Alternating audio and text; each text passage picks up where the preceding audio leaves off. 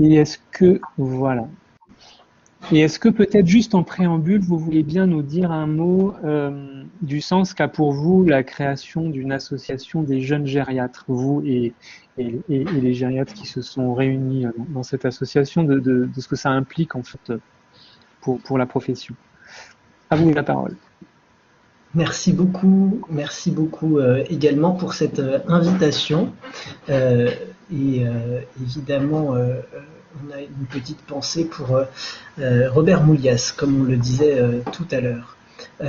Petit préambule, donc effectivement, moi je suis médecin gériatre, praticien hospitalier à l'hôpital Broca sur le groupe Cochin, et donc c'est principalement à Cochin que je fais la plupart de mon activité. Je suis également doctorant à l'EA dont on parle, et l'association des jeunes gériatres est une association qui a désormais 20 ans d'existence, qui finalement s'adresse pas forcément aux gériatres en tant que jeunes sur l'âge chronologique, mais plutôt sur le début de carrière, pour essayer de les accompagner dans un certain nombre de transformations à la fin de l'internat, et à l'époque où en tout cas ça a été créé, plutôt vers le début de carrière et les différentes questions qui peuvent se poser à ce moment-là.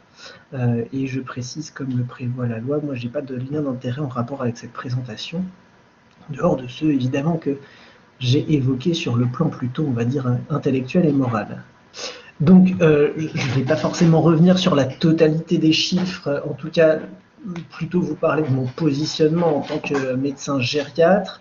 Donc, c'est un positionnement plutôt médical. Je ne vais pas non plus, en tout cas, je vais tâcher de le faire, de ne pas prendre la place et la parole des personnes âgées concernées, mais plutôt en tout cas moi comment en tant que professionnel je ressens cela. Donc cette pandémie SARS-CoV-2 de Covid-19 avec un virus nouveau qui fait aujourd'hui plus de 100 millions de personnes infectées et 2,3 millions de décès dans le monde, et un peu plus 3,4 millions de cas en France pour bientôt 80 000 décès malheureusement, avec à peu près 400 décès quotidiens en ce moment, nous a fait prendre une certaine conscience de la différence qu'il pouvait y avoir entre d'un côté la santé publique qui vise à protéger la population dans son ensemble, et ça a été notamment le cas lors des 2 confinements avec la mise en place d'un traitement préventif.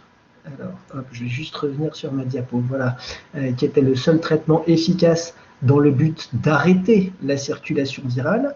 C'est un traitement qui revêt une décision sanitaire institutionnelle et qui n'a pas lieu avec, c'est assez pénible, qui n'a pas de lien avec les professionnels de santé, en dehors du fait que son objectif est de préserver les capacités du système de santé. Et dans la santé publique, on essaye d'obtenir une statistique la plus précise possible, c'est-à-dire il y a une incidence de 133 cas pour 100 000 habitants. Et puis sur l'autre plateau, on a l'habitude, dans la relation très individuelle qu'on peut avoir avec les personnes que l'on soigne, d'avoir une logique de santé individuelle, dans laquelle on favorise la liberté du choix de la personne et son empowerment, c'est-à-dire la connaissance et le fait que cette personne puisse prendre les décisions qui concernent sa propre santé, où nous n'avons pas de traitement curatif efficace face à cette infection, et que la mise en place de mesures de restriction de déplacement est une forme de privation de liberté, ce d'autant lorsqu'elle concerne des personnes qui sont en institution et qui sont rendues vulnérables par leur maladie. Et les décisions sont des décisions qui sont partagées entre la personne soignée et les personnes et l'équipe qui la soigne, avec un focus assez spécifique sur l'accès aux soins critiques qui a été pas mal problématisé. Et dans le cas de l'opposition statistique, pas de statistiques précises. On a 2 choix, c'est soit on est malade, soit on ne l'est pas. Et donc là, c'est une statistique de 0 ou de 1. Très rapidement, on a eu malheureusement droit à des prises de position agistes. Je ne vais pas vous faire l'horreur de les lire toutes. En tout cas, dans les médias, elles ont été assez saisissantes et nous ont amené à nous positionner justement pour reparler un petit peu des deux éléments dont on a parlé. Qu'est-ce qui fait société et comment est-ce que on peut se manifester dans l'interdépendance qui lie les générations dans cette société. Sur le plan académique, deux éléments qui me paraissent importants, qui ont considéré d'un côté une forme de regret que les personnes âgées n'aient pas été davantage incluses dans les essais thérapeutiques, les essais de recherche et de recherche vaccinale autour de la Covid-19.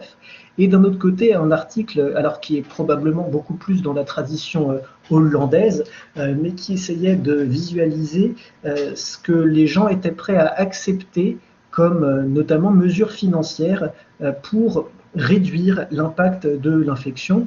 Et bon, on leur proposait un certain nombre de choses, ce qui peut revenir, si on déroule un peu trop de manière pragmatique et utilitariste cet article, à fixer un coût, un prix à chaque vie humaine. Et c'est naturellement probablement pas le sens de l'article de l'avoir formulé de cette manière-là. Toujours est-il que la vaccination prioritaire des personnes les plus âgées et les plus vulnérables, dont on voit ici qui elles concernent sur un plan purement numérique, c'est pas un privilège et c'est pas un sacrifice qui est fait à une autre partie de la population. Je rappelle ici la stratégie vaccinale de la Haute Autorité de Santé. On est dans un double objectif. Le premier étant d'abord de réduire la morbimortalité de la maladie, et deuxième, donc de maintenir ce qui fait société, les activités essentielles du pays, et en particulier le système de santé. Et donc, si on regarde un petit peu la définition de la population à risque, notamment d'après la Haute Autorité de Santé, mais aussi d'après le Haut Conseil de la Santé publique, ça concerne à peu près 10 millions de personnes.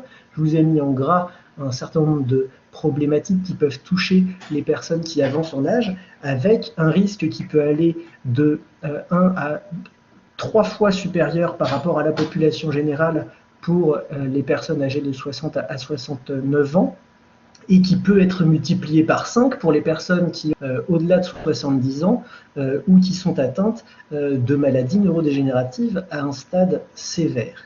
Donc ces 10 millions de personnes-là exposées à un risque, ça se traduit au niveau du système de santé par une réalité. 70% des personnes hospitalisées ont plus de 60 ans, un peu plus de 90% des personnes décédées avaient plus de 60 ans, et on voit qu'effectivement le risque s'accumule et augmente à la fois avec l'avancée en âge et le nombre des comorbidités.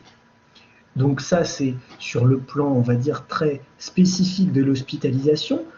Il y a des courbes que vous avez probablement vues sur la circulation virale pour dire que ça n'est pas que une maladie qui touche ça n'est pas qu'une maladie qui touche les personnes âgées dans la circulation virale. Ce qu'on peut dire de cette première présentation en haut sur l'ensemble des courbes bleues, c'est qu'on remarque un pic de contamination sur la semaine 44 de 2020. Je vous promets, c'est un peu difficile de suivre ces courbes, donc je vais essayer de les maintenir.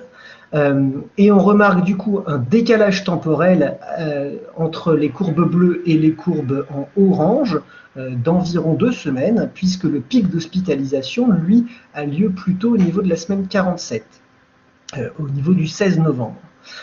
Et ce décalage temporel, il s'accompagne d'une transmission intergénérationnelle du virus, puisque si on regarde les courbes, donc le 3e carré, 4e carré, 5e carré en haut en bleu, on a à peu près 80 000 personnes au pic qui sont contaminées, et c'est majoritairement des personnes plus âgées qui, elles, sont hospitalisées. Et on le remarque également dans le pourcentage des cas positifs qui sont hospitalisés. En moyenne, sur l'ensemble de la population, il y a à peu près 20% des personnes contaminées qui sont hospitalisées.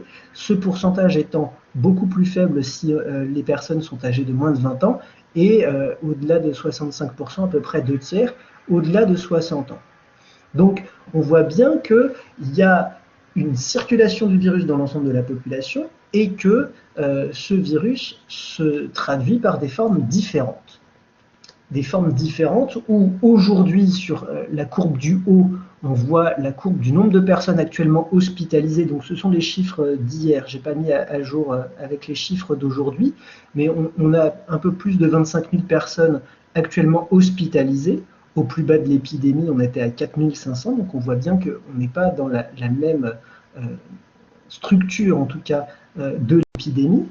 Et en termes de morbidité, cela représente actuellement 240 000 personnes, un peu plus, qui sont reconnues guéries officiellement, avec 10 à 25% de formes prolongées, qui, elles, touchent toutes les catégories de personnes, les jeunes comme les moins jeunes, et ça représente pour la société plus de 3 millions d'arrêts maladie et un peu plus de 3 000 autosignalements par jour auprès des caisses de l'assurance maladie. Et ces arrêts maladie concernent également des personnes qui, devant faire garder leurs enfants, ne peuvent pas le faire. Et on sait que les personnes les plus âgées avaient justement tendance plutôt à rendre ce service-là aux générations les plus jeunes. Si on regarde sur quelque chose qui a souvent été dit, c'était qu'il y avait un sacrifice des personnes jeunes au bénéfice des personnes. Alors, il y a plusieurs manières de démonter ces arguments-là.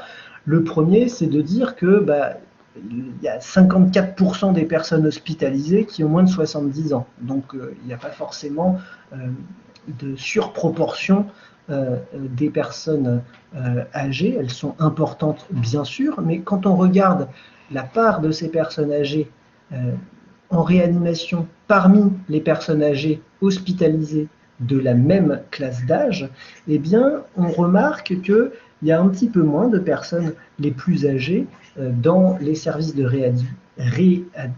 réanimation par rapport aux classes les plus jeunes. Alors, bien entendu, le propos n'est pas de dire que tout le monde doit aller en réanimation quoi qu'il arrive sans jamais réfléchir à rien. Évidemment, chaque décision d'entrée en réanimation est pesée sur le plan de la balance entre le bénéfice qu'on en attend et les différents éléments qui se posent. Naturellement, ces discussions-là sont des discussions qui sont extrêmement importantes, mais l'argument qui consisterait à dire que les personnes les plus âgées sont celles qui occupent majoritairement les réanimations ne correspond pas à la réalité. Sur le plan de la mortalité, on a aussi beaucoup entendu que la mortalité ne touchait que les personnes âgées, sauf que l'INSEE a montré un certain nombre de statistiques qui concernent l'ensemble de la population et pas uniquement la mortalité liée à l'infection Covid. Sans rentrer forcément dans tous les détails qui sont là, on voit qu'il y a une surmortalité là sur la période qu'on va appeler deuxième vague en bleu clair en haut de chacun des 3 histogrammes horizontaux, que cette surmortalité elle a concerné à peu près une augmentation de 15%, un peu plus, sur l'ensemble de la population par rapport à l'année précédente, et que cette augmentation elle se remarque dès la classe d'âge 25-49 ans, et qu'elle augmente évidemment aussi avec l'avancée en âge et possiblement le lien avec l'infection Covid, mais pas que, avec tous les reports de soins qui ont eu lieu, les chirurgies non urgentes, tous les soins en cancérologie, et bien sûr, l'accès aux soins qui a pu également être perturbé. Présenté autrement, mais pour dire grosso modo la même chose, lorsqu'on regarde l'espérance de vie en 2020, elle baisse par rapport à 2019 d'environ 4 mois, toutes classes d'âge confondues, ce qui nous permet de rappeler qu'à 80 ans en 2020, on a une espérance de vie attendue d'environ 11 ans lorsqu'une femme et d'environ 9 ans lorsqu'on est un homme, et que les trajectoires de vieillissement après 65 ans, pour plus d'une personne sur 2, c'est un vieillissement totalement normal et robuste, et qu'il n'est que préfragile dans à peu près un tiers des cas, sachant que c'est quelque chose de réversible comme la fragilité, qui concerne entre 10 et 20% des personnes. Ça, c'est sur le plan, on va dire, très matériel sanitaire. Sur le plan de la santé psychique, dire qu'il y a un impact est naturellement quelque chose de vrai. Sur les derniers chiffres de fin octobre, on remarque une prévalence élevée de troubles du sommeil, d'anxiété et de dépression sur l'ensemble de la population, avec du coup, l'idée c'est que l'ensemble de la population souffre de cette situation également sur le plan psychique. Donc quand on propose de confiner que les âgés, il se trouve qu'il y a eu une étude qui a été faite et qui parle d'explorer l'efficacité de ce genre de mesures.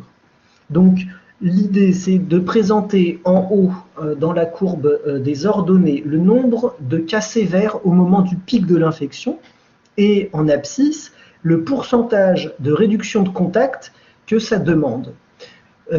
Donc au niveau des couleurs, on ne voit pas très bien, mais si vous regardez la ligne bleue que j'ai tracée, tout à droite, pour équivaloir à même nombre de cas sévères au pic, en confinant 100% les contacts des personnes âgées, ça équivaudrait en réalité à une baisse de contact de 25% seulement des contacts de l'ensemble de la population, ou alors une baisse de 40% des contacts du groupe de citoyens et de citoyennes les plus jeunes associés aux citoyennes et aux citoyens d'âge moyen, ou alors de 60% des contacts du groupe les plus jeunes et du groupe le plus âgé.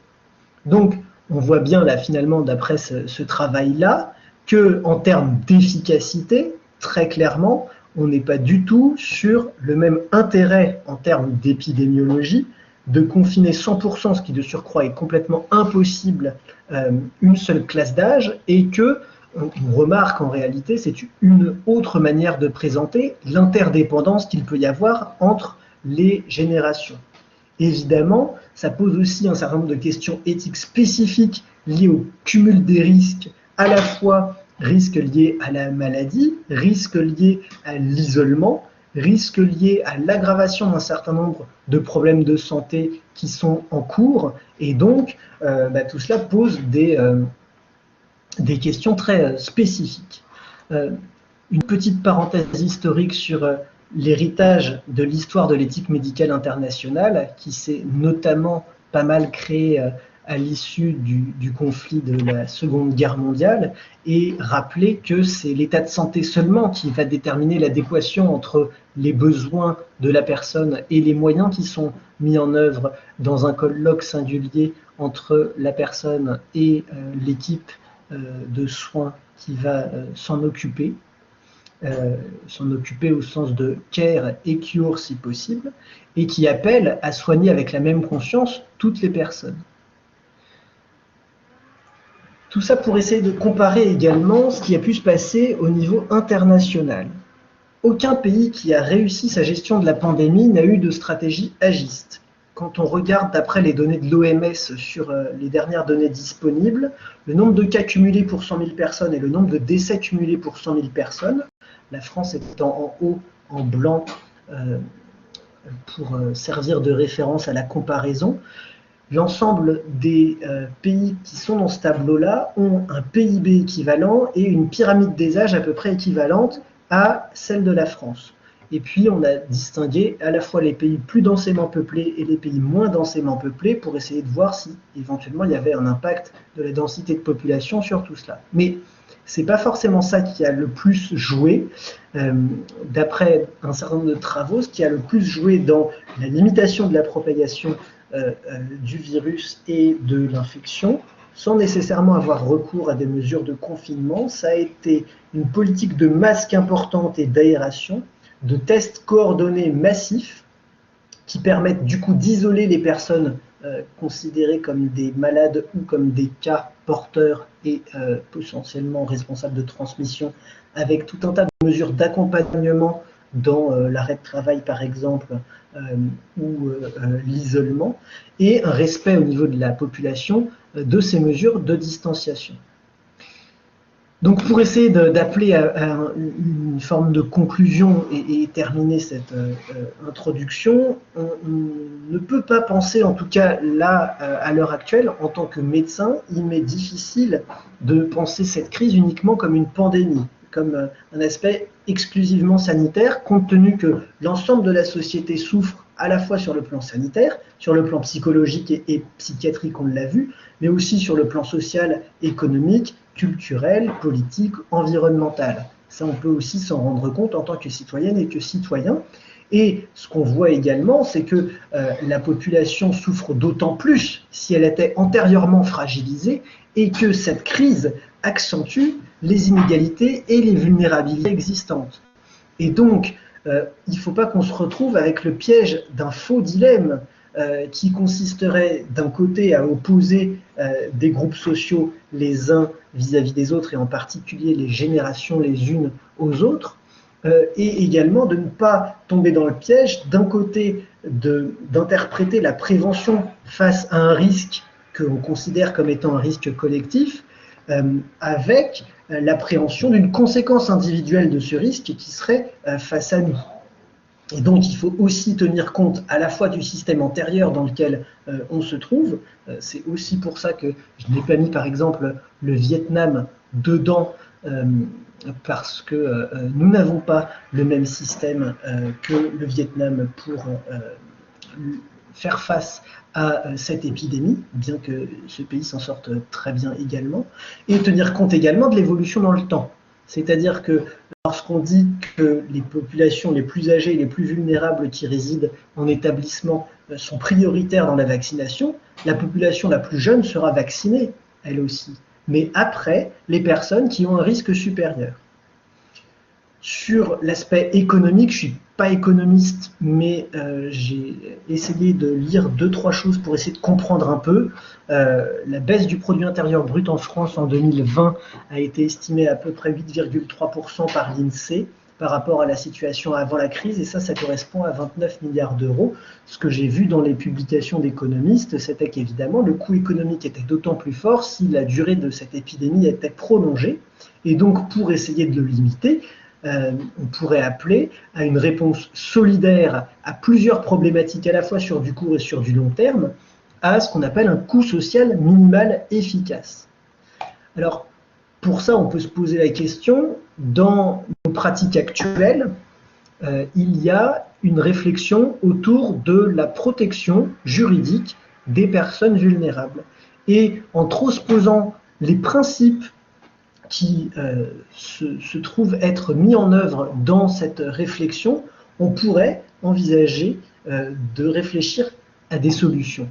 Le principe de nécessité, il vise à attester objectivement la vulnérabilité. Et donc, on est sur ce que j'ai essayé de faire au début, la présentation de faits objectifs, scientifiques, sur lesquels on ne met pas de jugement de valeur morale. Le second, c'est le principe de subsidiarité. On essaye de mettre en œuvre les choses de manière à ce qu'on recherche les alternatives qui peuvent être mises en œuvre ou non. Et si elles sont inefficaces ou inexistantes, dans ces cas-là, mettre en œuvre cette protection. Pour ce qui est du principe de proportionnalité, on recherche la moindre contrainte possible, c'est l'idée du moindre coût social efficace, et le principe d'individualisation, d'essayer de mettre en adéquation pour chaque personne les moyens et les besoins.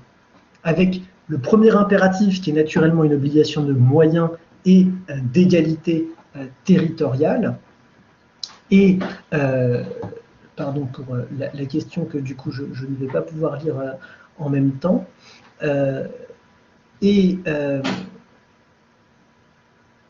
du coup, pour essayer de trouver des solutions, on peut essayer de la penser soit à l'échelle de l'individu, avec des outils qui favorisent la compréhension, l'empowerment. Je vous cite notamment Esogère 1, qui est un outil qui a été développé pour justement limiter les conséquences de l'isolement chez les personnes les plus âgées, de mettre en place des procédures collégiales pour protéger les personnes dans l'intensité des soins qui peut leur être fournie.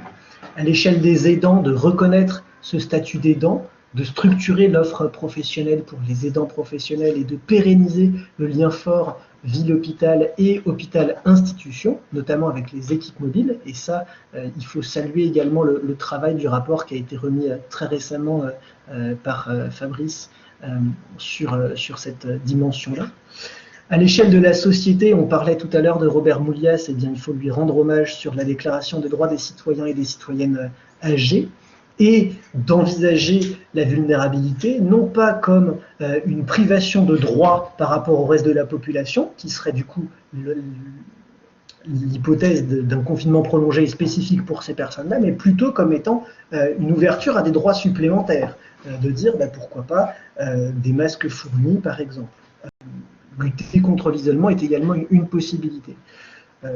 Pour parler très rapidement de la filière neurocognitive et donc des personnes qui doivent vivre avec des troubles neurocognitifs, le maillage qui a été maintenu, voire renforcé au niveau des numéros de téléphone, le lien avec les aides habituelles pour éviter au contraire de perturber le système de solidarité existant et voire le renforcer, et rappeler que l'EHPAD est un lieu où l'on vit du fait des soins dont on a besoin, mais donc de ne pas oublier la dimension de vie très importante. Un certain nombre de propositions sur le coût social minimal efficace. Il y a des aspects qui sont des aspects qui pourraient être pris à une dimension politique, mais en tout cas l'idée d'un débat démocratique qui pourrait pourquoi pas s'inspirer de la révision des lois de bioéthique pour faire appel à une espèce de consensus citoyen de sorties, un certain nombre de possibilités pour essayer d'apporter des solutions qui ne sont pas forcément coûteuses au plan économique pour limiter la circulation virale et la transmission du virus, et puis prévenir les conditions de résurgence d'un nouvel épisode pandémique en minimisant ses conséquences et sa gravité, en investissant, pas forcément sur le plan matériel seul, mais en investissant sur les services non marchands, par exemple la santé publique, la recherche, l'enseignement, et éradiquer la précarité, qui est une condition qui malheureusement accentue les crises sanitaires. Donc, pour terminer, et je pense que j'ai beaucoup trop parlé déjà, faire un équilibre entre la santé publique et la relation singulière de la santé individuelle, c'est ce qu'on appelle la médecine fondée sur l'épreuve. Et pour essayer de contrecarrer les prises de position agistes, il faudrait peut-être rappeler la légitimité de la parole qui vient de la responsabilité qu'on a d'assumer les actes et les conséquences des décisions qui sont prises auprès des personnes concernées, de rappeler et de dénoncer fortement la stratégie du bouc émissaire qui est une stratégie agiste, et j'espère vous avoir convaincu qu'en plus elle est inefficace à la fois sur un plan épidémiologique et économique, et que notre manière de répondre aux impératifs d'efficience d'une réponse rapide à la crise sanitaire doit se faire au coût social minimal efficace, à la fois dans le cadre d'un projet de société qui soit inclusive et solidaire, et que cela passera par des investissements dans le court et le long terme sur un certain nombre de systèmes, notamment le système de santé. Et enfin, d'appeler à faire plutôt partie de la solution. On a parlé tout à l'heure de l'éthique de la sollicitude, et je pense que c'est une manière de voir la solution, et que chacune et chacun d'entre nous puissions faire partie de la solution plutôt que du problème. Merci beaucoup. Merci beaucoup Mathieu. On va peut-être regarder un petit peu les questions. Moi j'en avais une qui a peut-être trait à votre pratique clinique. Les personnes âgées qui sont dans votre patientèle, est-ce que c'est une thématique, j'imagine qu'elles ne sont pas totalement inattentives et elles entendent ces discours un peu sacrificiels et donc qu'est-ce qu'elles disent? Est-ce qu'elles ont vis-à-vis de est-ce qu'elles les entendent? Est-ce qu'elles y réagissent? Est-ce qu'elles ont elles-mêmes une attitude sacrificielle? En tout cas, à dire par exemple, moi je veux pas profiter de ces soins pour laisser la place à d'autres. Est-ce qu'il y a une intériorisation de ce discours? Qu'est-ce que vous percevez là dans ce qu'ils vous disent? Alors déjà, c'est difficile de faire une généralité parce que, évidemment, la somme des individualités qu'on a fait pas une vision globale. Néanmoins, on voit de tout. On a effectivement des personnes qui intègrent tellement ce discours sacrificiel qu'elles insistent sur le fait qu'elles ne veulent pas prendre la place de quelqu'un de jeune. Et donc là, on réinvestit le champ de l'adéquation entre les besoins et les moyens pour la personne, et que c'est pas cet aspect-là qui compte. On a des personnes qui entendent malheureusement tout ce qui peut se dire dans les médias, et qui du coup ont une accentuation de leurs difficultés psychiques, parce que ça renforce leur sentiment d'être perçu comme inutile, ce qui est naturellement pas le cas, comme on l'a rappelé en préambule. Donc, grosso modo, je vois surtout beaucoup de difficultés vis-à-vis de ce discours-là, et beaucoup plus de souffrance qui est produite que de solutions apportées par ce discours. D'accord. Paul Louvel-Dubuc vous demandez si on a des études qui mesurent les effets sanitaires sur la santé physique, mais psychique aussi, de l'isolement, effets sanitaires de l'isolement. De l'isolement en tant que tel, oui, du confinement également. Alors, il faut malheureusement choisir les interventions et ce qu'on dit, mais il y a dans le papier des biblios autour de ça. Donc oui, on a quelques effets par rapport à ça. Sur des populations spécifiques, en revanche, qui sont soit les personnes atteintes de troubles neurocognitifs ou qui doivent vivre avec des maladies neurocognitives, soit éventuellement des personnes qui vivent avec la maladie de Parkinson, ou d'autres types de personnes. Mais grosso modo, on a un impact assez net du confinement et de l'isolement chez ces personnes. Ok. Et il y a plusieurs questions de Dominique Jaume. J'en prends une sur les répercussions, sur la façon dont les pandémies précédentes, grippe asiatique, grippe dite de Hong Kong, avec des stratégies différentes, c'est quelque chose sur lesquels on a des éléments pertinents pour l'analyse de la façon dont les personnes les plus âgées ont été prises en charge à ce moment-là, ou est-ce que vous avez des éléments là-dessus?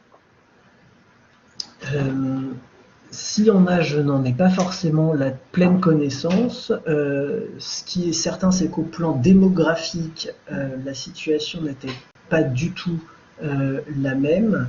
Et de surcroît, si ma mémoire n'est pas trop mauvaise, en tout cas en 57 et en 68, la gériatrie en tant que telle, en tant que spécialité et que discipline, c'est pas sûr que ça existait pleinement. Et donc je vais avoir du mal à vous dire comment est-ce que nos aînés nous ont précédés là-dedans. Ok. Alors je signale c'est celui-là que j'ai vu dans le passé dans les diapos, cette publication avec Thomas Tanou notamment. Mais je pense que voilà, vous étiez d'accord pour qu'on fasse passer vos diapos, donc si vous voulez bien, on les fera passer à l'ensemble des inscrits. Bien sûr. Ok. Renaud, vous vouliez réagir à l'intervention de Mathieu? Pas particulièrement? Non, c'est vrai qu'on est sur des épistémologies tout à fait hétérogènes et complémentaires. Oui. Voilà, donc je préfère. D'accord. Alors, merci Mathieu, et on passe la parole à Annie, et puis comme ça, on aura un petit peu de temps pour le débat derrière. Annie, s'il vous plaît, c'est à vous.